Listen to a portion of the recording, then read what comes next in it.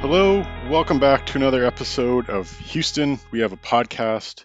In today's episode, we, like every other person on the planet, are going to be talking about Squid Game, and then we're going to talk about some random movie news and trailers for stuff coming out. Uh, as always, Stuff that I'm no joined one's by talking about. some people are talking about it. Snobs on in LA are talking about it, Oh, okay. which I am increasingly growing hatred to the film community that I once identified with, but that is a conversation for another day. Um, no guest today, just Carson Paulo. We're talking about Squid Game, which we haven't discussed it, so I don't know what your feelings are, and I don't think you know what my feelings are. Um, so how about you start us off and why? So let me ask you this: like when it first came out, because I watched it quite late. Once like everyone started watching it, and that was really the only reason is because I kept hearing so much about it. Like, Yeah, did you I watch watched it it early? Were slightly you earlier. interested in like the first trailer, or was it because of the No, no, hype? no. I watched it slightly earlier than you, so I was also late. I think it was kind of just because it's weird because I usually don't watch things when there's hype about it right away. So this is one of the few things like Game of Thrones I watched when it was already done, pretty much. So as a comparison. So Squid Game, I don't know what it was, even especially because it's like Korean. I think. Oh, you know what it was? Faye and I had terrible hangovers on a Saturday, and we just decided to watch the whole season in one day. um, so I think that's probably what it was. So I can thank alcohol for it. But I mean, it wasn't a bad decision. So I mean, I'll just tell you what I liked it. Um, it was. I mean, I think everyone has problems with the ending. I have a small problem with the ending. It's not super like unique. It's a I think you mentioned before when we were talking about doing this podcast, but like it's a very common concept, but I think it's carried by the characters and a bit of cleverness. And sorry, when I say characters, like you actually care about the characters and like some of them. Um, strangely enough, even though one of them is like a complete dirtbag, but he's the main guy. Um, and yeah, it's clever. It looks cool. um, I don't want to like visually. I think that's part of it, and it's memeable, which I think is a big thing. And not personally for me, but like it just adds to the whole craze about it. Because you can't scroll down Instagram without seeing Mhm. something about Squid Game every two posts. Um, and actually, it ruined one of the episodes for me because I was scrolling through Instagram while I was watching like halfway through the season, and it just kind of I got a clue that okay, you know what, spoilers, Yeah, because yeah, we're going full everyone's spoilers for this. yeah everyone's probably watched it. And if you're listening to this podcast, you know we go spoiler full full in spoilers from the beginning. But the brown dude, the Pakistani dude, um, I mean, it wasn't even like he's gonna die. It's just like a picture of him looking sad on Instagram is like, okay, the only reason you would post this is because he's gonna die. So That would have been a bummer to have that one spoiled because that was like my favorite episode and probably one of my more favorite moments of that. yeah, Um, Me, similar to you, I started quite late. I had initially heard like people were starting to talk about it, and there's a lot of trash that goes on Netflix, especially when it comes to stuff that's like violent or sci-fi. And so I took a look at it, and there was the promo on, and I was like, nope, I'm not gonna watch that. Because I don't have a lot of time these days. I just had a baby, and I had like half an hour a day to watch stuff after she sleeps at the end of the day. So I'm like, okay, I'm not gonna spend my precious time watching this stuff. It reminded me of there was another Korean, I forget if it was a TV show or a movie about like space junkers that came out uh, recently. Anyway, and it just like it looked like, you know, maybe decent production quality and stuff that wasn't going to interest me very much. So I also didn't care much at first, and then there were so many people talking about it that I'm like, okay, I'll at least try it. And then I got interested in it because of the general concept. And I was like, this is enough to kill some time at the end of the day. Um, but I don't know. I don't know whether I would say I liked it or not because I have I think I generally enjoyed it, and if nobody else was talking about it, I probably would have said like, yeah, here's a show I found on Netflix and check it out. It's got some interesting things. But because Yeah. so many people are talking about it and raving about it, there's like this instinctual part of my mind that says it's not that good, everybody. But that's just me being kind of an asshole, I guess. Well, that's kind of like the Bird Box effect, right? Like Bird Box was a huge craze from Netflix, but Mhm. it like I mean, it was enjoyable to watch, but I just thought like this isn't it's not great, but I can see why. It's just like it's hype. It's 100% a hype train. Yeah, I had some different expectations going into it than what it was, which I think helped me like it a bit more. The way that it was sold to me by somebody was that it was basically like Battle Royale, which it's not. Battle Not at all. Royale is a very different movie. And then I guess the other one that people compared it to is Hunger Games, which is again very different because Hunger Games is a bunch of political and YA stuff. Well, Um, this is like kind of political too, or maybe like class, more so sure, class. sure. But I think the movie I would compare it more to is probably Running Man, Okay. just Oh because yeah. it's more about entertaining deaths and like competitions and stuff like that. But even like when I first started watching, I was like, okay, these are like some funny ways to kill people, but you can't hold a show for an entire season just on entertaining deaths. Um, and then I started to be interested in the characters, and then once you passed the marble episode, I basically I thought, how is this going to end? And I basically predicted everything that was going to happen because it's like at that point, there's not really much else you can do. And then, Okay. but I still Hold enjoyed the on, hold on. deaths. So at that point, I was like, oh, okay, it is being held down just by entertaining deaths. Yeah. Okay, you did not know that it was the old guy I all did along. from the first episode Come. What? because he does the red light, green light, and then everybody is running and panicked and dies, and then he goes running out, and I was like, there's something up with this guy. And then Oh, I because took that as like he's just like an old like I guess I just fell into the trap that they set is just like, oh, he's just an old guy and he's like maybe a little crazy. well, So, so at that point, I didn't like I suspected. I'm not going to say like I knew he was at some point, but then yeah. when they introduced the front man as the front man, then it's like, okay, at some point there's going to be a reveal about somebody bigger, and there's not many different people that you can do a big reveal with.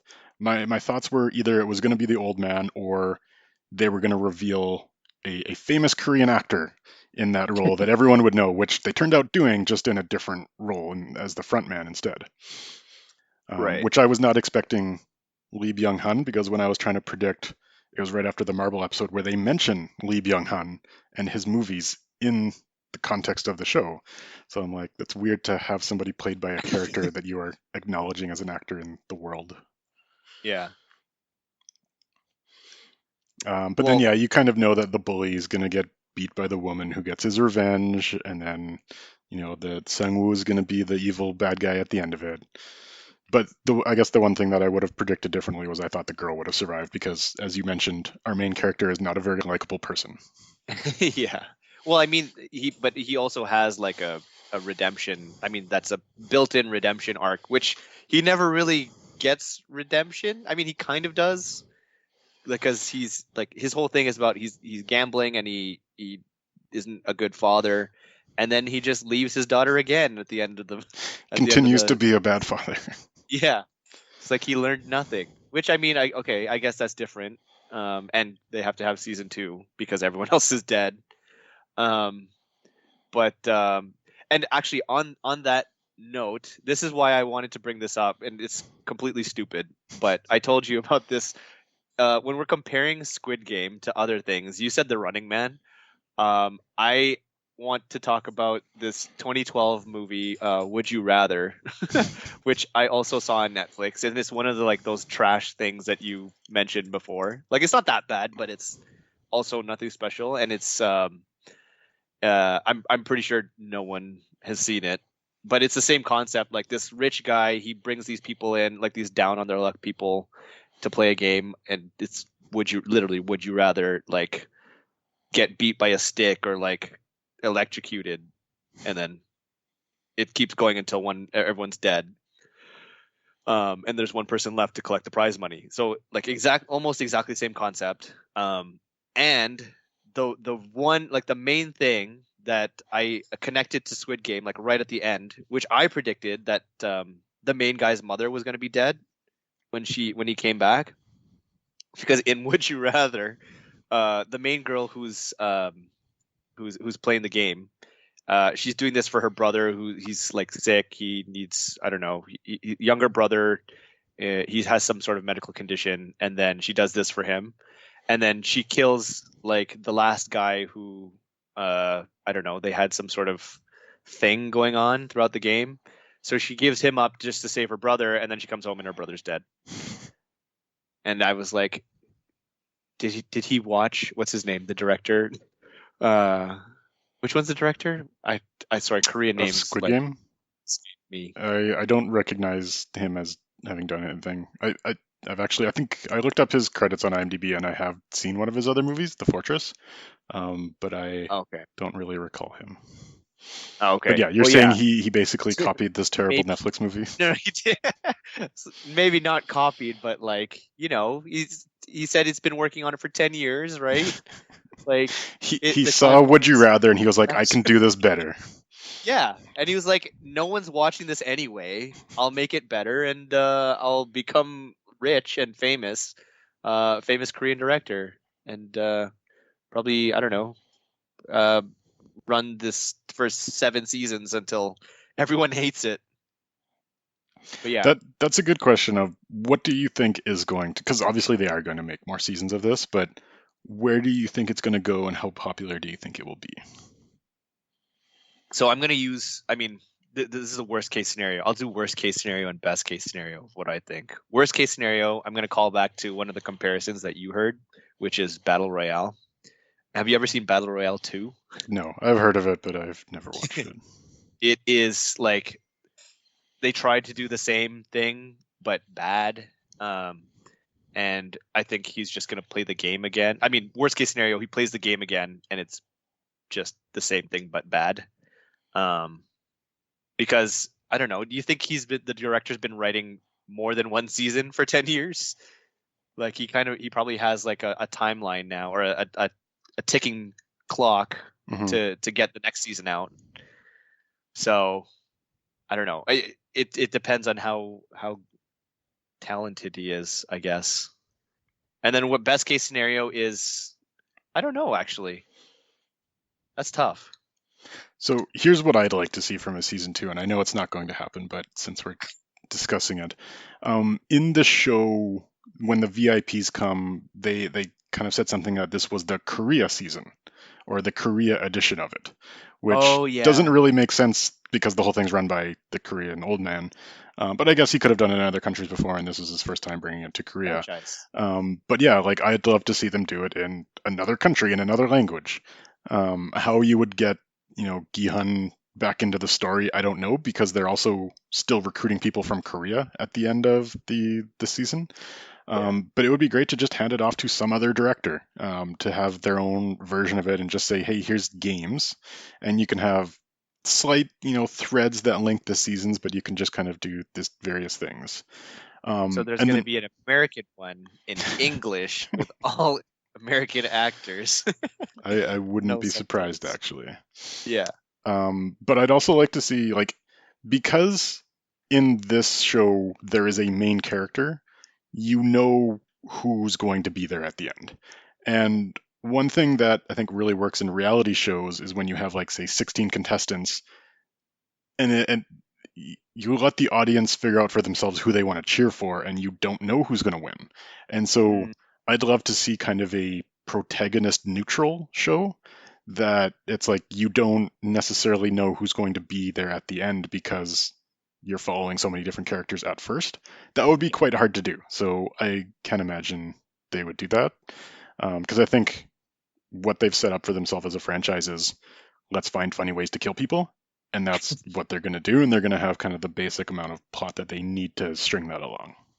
Well, it's not necessarily like funny ways to kill people. Like I think it was. I don't know. It's close because it's tied to the games, but really when they're killing people, they're just getting shot, right? Like the deaths themselves weren't that creative. I think it was just the whole package of the games combined that made it.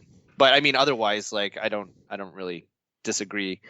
But it would be tough. Like I can't even think of an example of when that's been done before. Like the closest thing is maybe like um, Game of Thrones, because there wasn't really a main. I mean, there were kind of main parties that you were following, but the the the big thing at the end was like no one really knew who was going to end up on top, so Hmm. you could kind of cheer for different people. I would Um, say The Wire did that pretty successfully, but that's also the best TV show ever made. Then that's hard to hold other shows up to that standard because that's a pretty hard thing to accomplish. Rest in Um, peace, Omar. but I'd love to see an attempt at it Yeah, no, I mean, especially for something like Squid Game, I would definitely appreciate that. Um, because otherwise there's not a uh, lot of suspense because you know who's going to be there at the end. I mean, they could kill off the red-haired guy next season, That's true. but then there'll be no one recognizable. I mean, there was no one recognizable at the beginning of this season. They built these characters, so Oh no, that's what I meant. Like the characters are built. I mean, and, the characters, all the characters they built are dead. and clearly you have Lee Byung Hun character who's going to run the show now, and that's a big enough name to kind of carry people along. You think his brother's gonna come back? Maybe. We didn't see Actually, him die. because we never watched him die, really. He just kind of fell off the cliff, if I remember correctly. That was Yeah. another reason why I knew the old man was going to be kind of the guy running it, is in that Marvel episode, they showed everyone else getting shot, but they had the old man die off screen. And I was like, no, he didn't die. No, actually, they. I think I read this recently. They only, or I watched like one of those YouTube things you missed in Squid Game, but like I think only two people. They only showed two people getting shot in the Marvel episode, and Really? they didn't even show Ali get shot, if I Maybe remember not correctly. Ollie, but the girl they showed. And the guy Yes. that Doksu was up against, like the two bad guys, he got like shot Yeah. a bunch of times with machine guns. Yeah. But yeah, I guess I don't remember many of the other ones. Yeah. Well, I mean, either regardless, I don't know. Even when the old guy, like the Marvel episode, I don't know if I was just maybe completely along for the ride at that point, um, or pissed about the spoiler that I saw. But I didn't really suspect him until like right before like he got the card again. I was like, oh, it probably is the old guy, which kind of sucked. Like I don't know, unless You didn't like I that twist? no, I mean because it's very basic, right? Like I mean, you called it from way earlier. I think I don't know. I just can't improve on it unless it was like the girl. I- Yeah, like I wouldn't have mind if they had like a because obviously they were setting themselves up that it was a reveal at some point of like that's when you do a reveal that's going to link to future seasons and just have someone get away. yeah, Like I'd love to see it just have resolved like mud fight in the rain with knives and the end of that and that's you finish it because they finish that and then there's another like half hour and it's good to have closure but they didn't really do much with it, which would be my complaint. Whereas if you're going to set up another season you could have just as easily like had a reveal and then be like, okay, he gets off on a boat, do whatever you want for season two. yeah. Or they should have made Ali the mastermind behind everything. That would be the It's biggest flip. you need to have those characters that you feel sad about dying. And I kind of like you could kind of tell from him at the beginning that he was that person you feel bad for. And Yeah, so they're going to use that to kind of, you know, wring your emotions out at some point. But I wasn't expecting how they did it, so yeah. that was a good episode. I like that one. Neither did he. But and on that note, like they did a really good job, I think, with that girl who was only there for like 2 episodes Hmm. because they made her a really good sad that she's gonna die type character Hmm. within like 30 minutes, which was cool. I thought Yeah, that was a quick and nice arc. Okay, I mean, I think we've exhausted Squid Game like yeah, in combination with all the other people that are talking about it. yeah. I But don't have much else to say about it. well, we can leave it alone until Halloween when you see all those guards and contestants running around. I saw an advertisement for Lego characters of those, and I debated getting them. Oh, Lego. Okay, that I haven't seen yet. I've seen like the costumes already being like put up on those ads. Funny enough, so my wife orders Korean food every once in a while, and we have had issues like ordering it this last time, and she was suspecting that it's because everyone was trying to get the honeycomb stuff for Halloween. Is that, can you buy that from like I think so. Korean restaurants? Oh Yeah, my God. that would be a fun Halloween party. And then you actually shoot the losers. The losers. Um, we're talking about a lot of TV shows nowadays. Yeah, we sold out. We didn't stick to our guns on that one. But that is a good segue to start talking about movies again. And despite the fact that I have not watched a movie in months, we can talk about the potential of watching movies because there's a lot of interesting trailers coming out recently. So I have a few that I want to talk about. Um, the first of which is a movie called Red Rocket.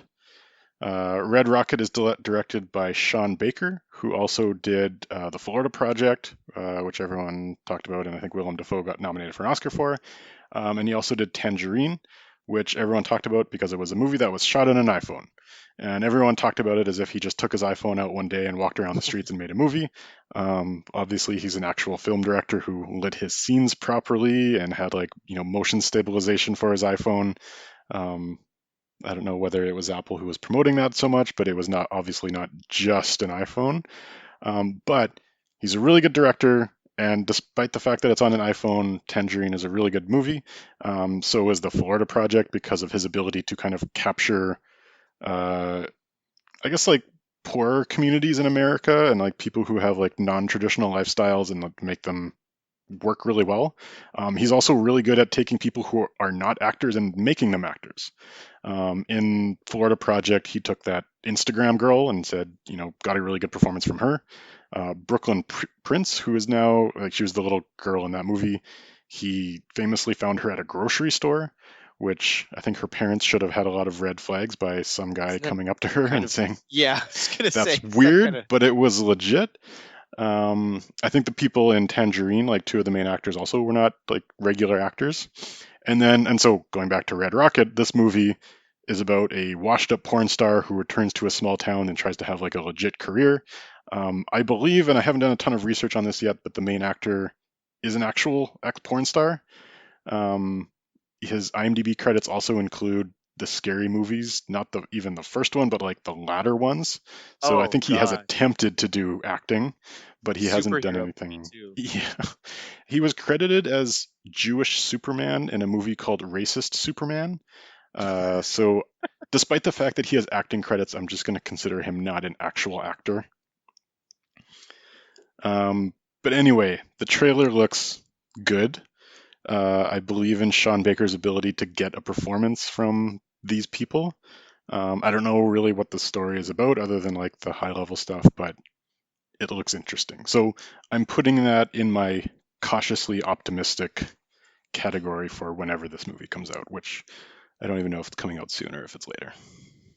Well, parents, let that be a lesson to you. If a guy approaches you on the street asking if you or your children want to be in a movie, always say yes.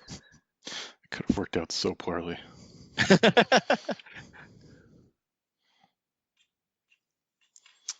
I mean, Uh, I'm probably going to be silent for the next that's five fine. minutes. That's fine. I have a lot to say. So, next movie I Well, want to until you get talk to licorice pizza. about. We will get there. The next movie I want to talk about is The Souvenir Part 2. And in order to talk about this, I have to spoil The Souvenir Part 1.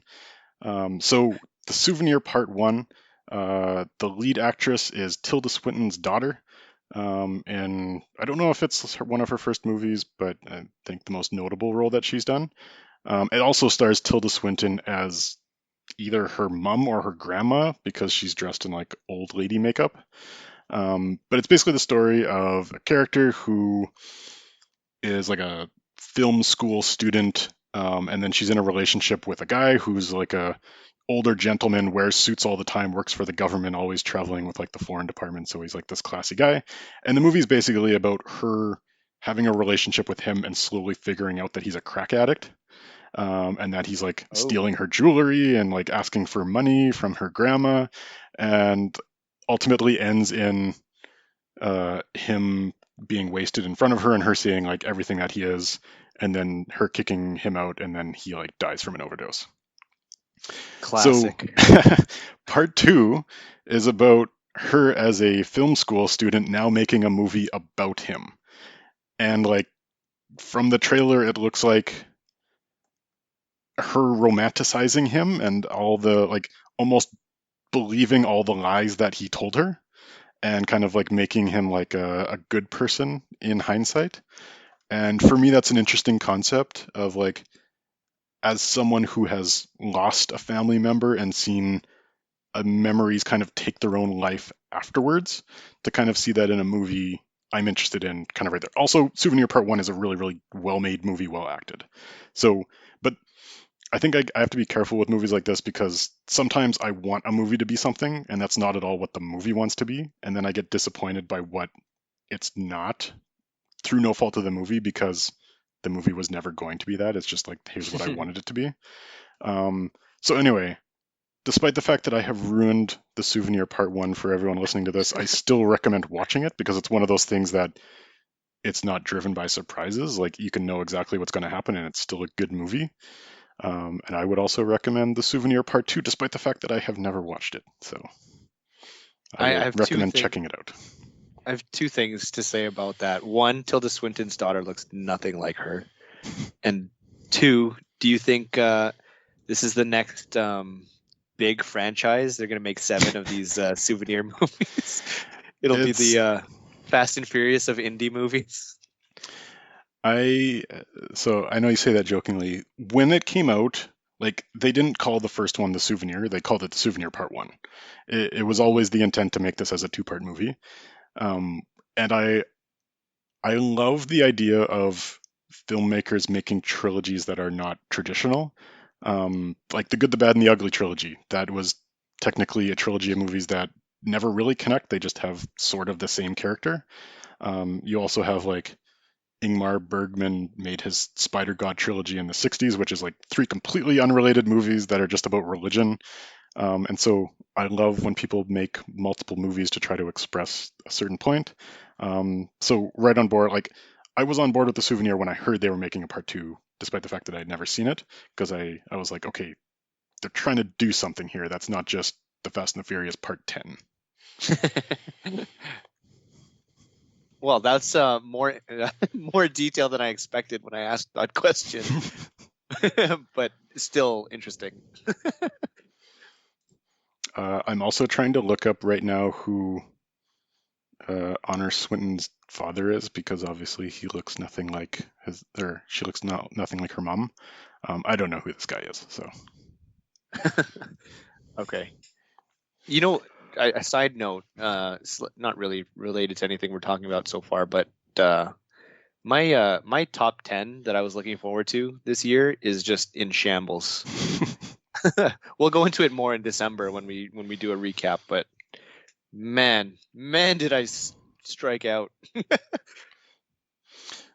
Speaking about movies that I'm probably going to be wrong about, the next movie I want to talk about is Spencer, which is the Princess Diana quote unquote biopic starring Kristen Stewart. Um, Is that her? yeah, I Holy shit. I've talked about this for a couple episodes now.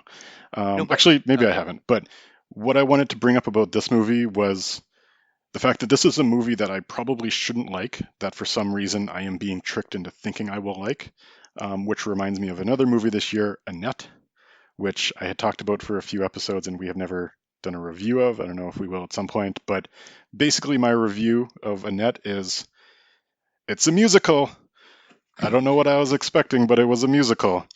Um, and the trailers were really good, and I liked all the people involved, so I was like, oh, maybe I'll like this one. And then not really. And so Spencer, I like Kristen Stewart as an actress. I like the projects she takes.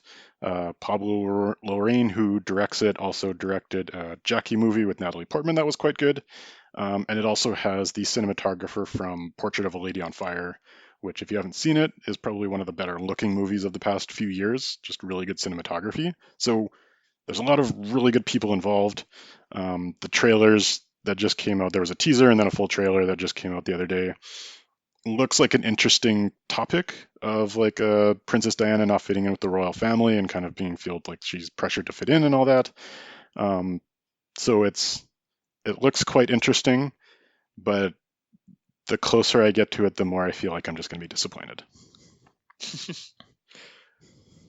Well, I mean, wait, when is this coming out? I assume in time for the Oscar season. Oh, of course. Not that Kristen Stewart is without faults. She did the Charlie's Angels movies, which I have not seen, but I'm just going to take a guess and saying it was not very good. Well, there was only one. Wait, is there more than one? I actually No, saw it. no, there's just the one. I don't know if I said plural, but yeah, just the one. Oh, okay. Yeah, I What saw was it. It she was any good in it? uh I'm trying to remember. It's probably not a I'm good sure sign. I'm sure she was fine. Just the movie as a whole was bad. Was Jasmine from Aladdin any better? They're all kind of the same. I think okay, I remember Kristen Stewart more because she was supposed to be like a cool, I don't know if she was supposed to be like a stoner, like too cool for school type Charlie's Angel, but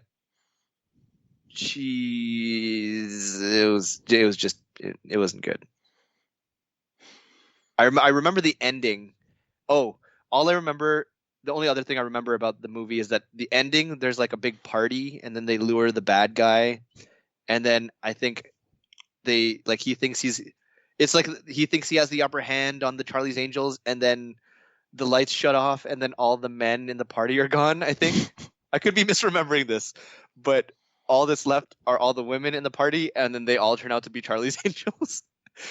And they're like, there's a whole like, oh, we're better than you, or something like that. I don't know. I could be wrong. Um, Sounds just about what I expected it to be. yeah. I'm doing more research on the Spencer as we're talking about this. I see that he also wrote Locke, which is a movie from Tom Hardy where he's in a car the whole time, which is still an interesting movie considering it's one person in one setting for an hour and a half. So credit to him as a writer. Also did Pawn Sacrifice, which is was it Tobey Maguire or Elijah Wood who played Bobby Fischer as like the I think chess it's guy? Tobey Maguire. Yeah, so that was quite good. So anyway, there's stuff to look forward to here. We'll see. Maybe we'll do a review of that once it actually happens. The fourth and final movie I wanted to talk about is Licorice Pizza, which, talking about our top 10 most anticipated lists of the year, this was on mine, but at that Was it point really? it did not have a title, so it was called Soggy Oh, Bottom. So I had Soggy Bottom on I think it was number 4 on my list, and it has since been retitled to Licorice Pizza.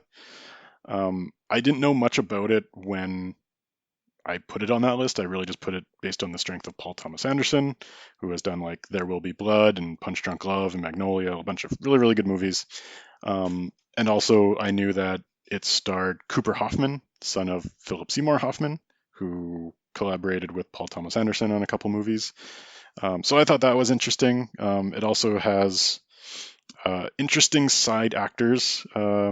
It has the waitress from It's Always Sunny in Philadelphia.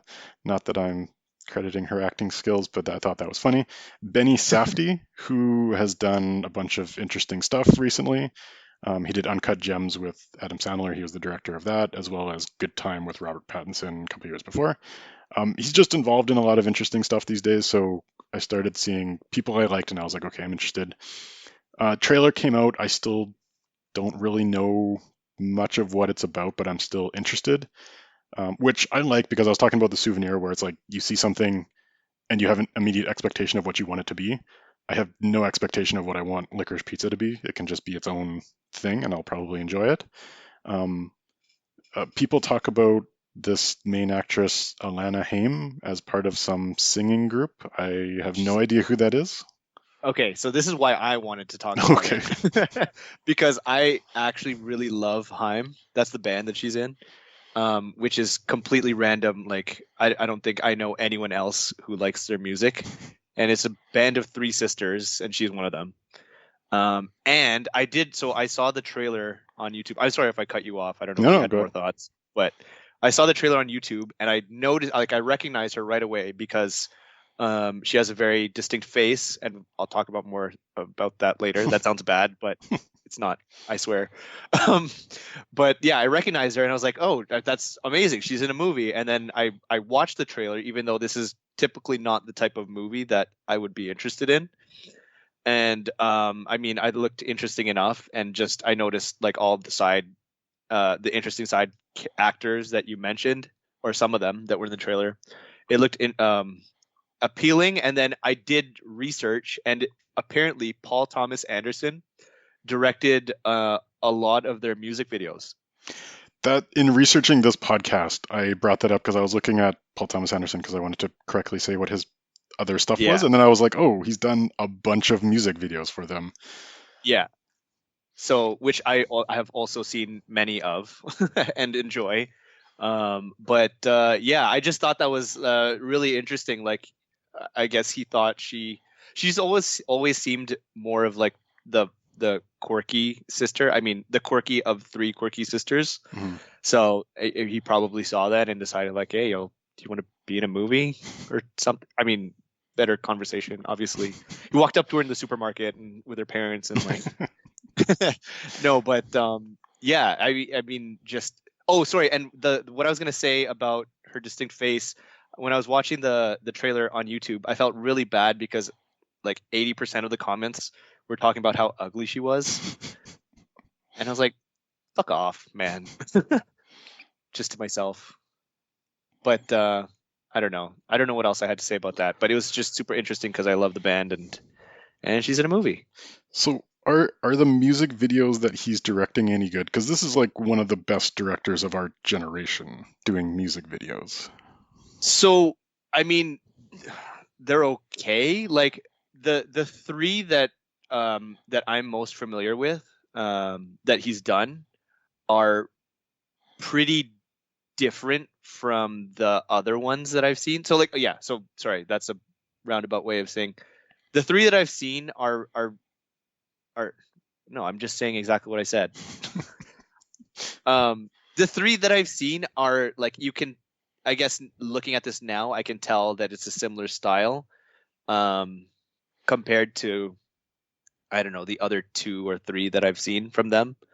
Um, they're I don't they're good, I guess. Like that kind of I don't know what kind of style you'd describe him as having. Like, can you I don't know. Do you what would you describe his style as? And that's really difficult to say because Paul Thomas Anderson, he's definitely more artistic, but he rambles. He wanders a lot. Okay, I think it lends that style lends itself better to like a short music video.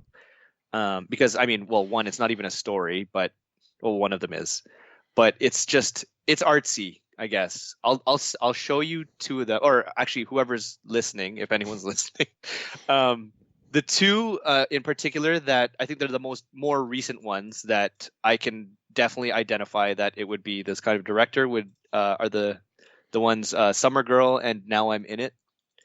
Uh, and then there's a third one that apparently he's done, which are the steps, and that's kind of different. That's a little more fun and like uh jokey because it has I think one of the guys from Lonely Island, Andy Hmm. Samberg's Yeah. music like band, funny band, and that's just like for laughs.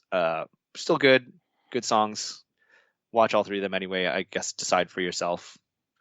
I don't know. Let me know how you feel about their music too, because that's I um, I listened to one song before this podcast and I was like, nope, and I shut it off. did you? So Which one was it? I don't remember, but maybe I will check out three or four different songs now because I didn't expect them to be a band that you liked, but I'll check out a no few one more. ever does, and I bring them up to people because of that, for that reason, because I just think it's a riot that this is not a band that anyone would think that I would listen to unless you know me, because I listen to the most random things.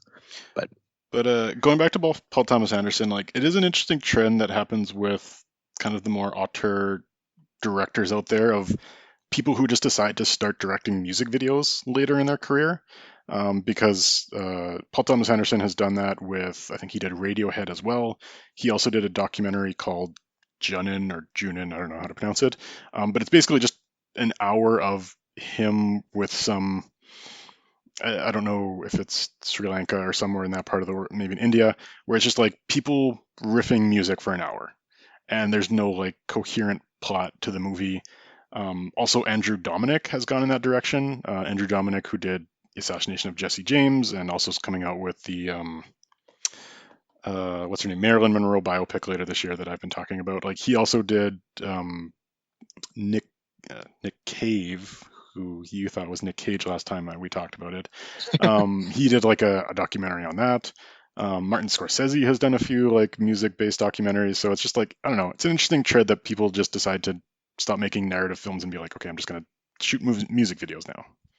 yeah, well, like not. I mean, Edgar Wright also has done one for Beck, which was really cool. It had Alison Brie in it. I mean, Hmm. he's obviously not just making the transition completely, but I don't know. I think, yeah, I've never made that connection before, but yeah, it's cool.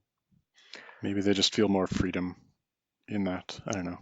I know there's much less pressure, I guess, in making a music video, right? I feel like no one watches music videos nowadays because every time I like to play them when I have people over and just instead of just having music playing in the background with no visuals.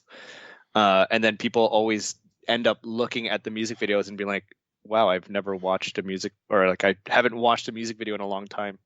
And I feel like it's just a dead medium Which kind is of. odd because there's so much of them on YouTube these days. Like so many people listen to music on YouTube that it's like Yeah. the videos are there. Yeah. Yeah. I don't know. Maybe the analytics are just saying like, oh, everyone loves to watch music on YouTube, so they must like the video. That's the thing that they like, where people just want to listen to free music. Yeah. Well, I hope it keeps going because I love music videos, but it well, we went from TV shows to like music videos. I'll stop it there. I don't know. I don't want to go too far on this tangent. The last thing I'm going to say about trailers is one more, and I don't have much to say about it. That there's a trailer that came out for a movie called The Humans, and the only reason I bring it up is because it co-stars Amy Schumer in a dramatic role, and I like when comedians kind of step out of their shell and do something different. And it looks like she's still playing like a quirky character, but uh, looks interesting. I think it's based on like a play, so I'm sure it'll be like a well-acted movie. It's got Stephen Yeun, Richard Jenkins, and what's his name's sister that we found out, Jeannie Feldstein. Oh, the girl from Booksmart. Yes. Yeah. But yeah, that's all I have to say about that. Oh, you know a cool connection between because I saw the trailer for the Humans as well Hmm. because I follow Stephen Yeun on Instagram, but June Squibb is also in that movie, and June Squibb is also in Would You Rather from 2012. It's come full circle. Yeah, it's like poetry. It rhymes. Oh man. Well, that's a good place to end it off. We will be back with some random subject that is hopefully not TV at some point. We will start watching movies again eventually. I plan to bring us back after No Time to Die comes out because it's one of the last few hopes that I have on my top 10, and uh, Anna de Armas is in it, and she is the best. We're getting to the end of the year. This is supposed I to be the know. good time of year. Oh yeah, the further away you get from January. Yes. But then again, we are also close to January. Oh my god, it's a paradox. All right. We'll end it there. See you again next episode.